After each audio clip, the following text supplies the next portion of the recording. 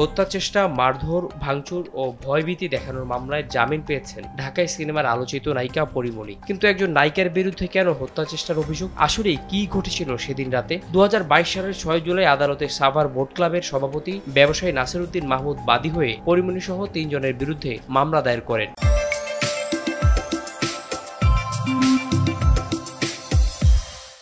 মামলার অন্যান্য আসামিরা হলেন পরীমনির সহযোগী ফাতেমাতুজ জান্নাত বনি ও জুনায়েদ বগদাদি জিমি ওরফে জিম। এই ঘটনায় নিজেকে নির্দোষ দাবি করেছে আলোচিত চিত্রনায়িকা পরীমনি।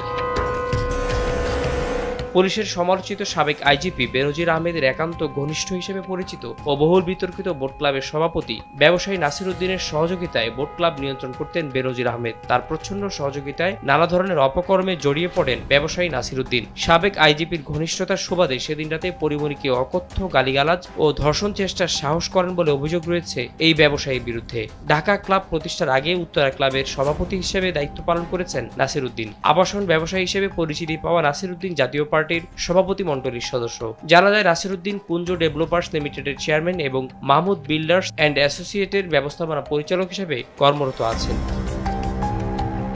আলোচিত এই ব্যবসায়ী ক্লাব পাড়ায় বেশ পরিচিত মুখ। বোট ক্লাব, উত্তরা ক্লাব, এর আগে লায়ন্স ক্লাবের সঙ্গেও জড়িত ছিলেন আলোচিত সমালোচিত এই ব্যবসায়ী।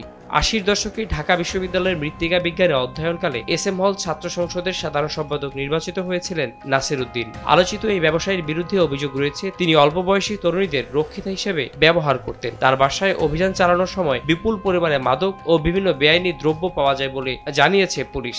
বিশেষজ্ঞরা মনে করছেন একজন নারীর বিরুদ্ধে নাসিরউদ্দিন যে অভিযোগ তুলেছেন তা বিশ্বাসযোগ্য নয়। এতে সম্মানহানি হচ্ছে আলোচিত অভিনেত্রীর।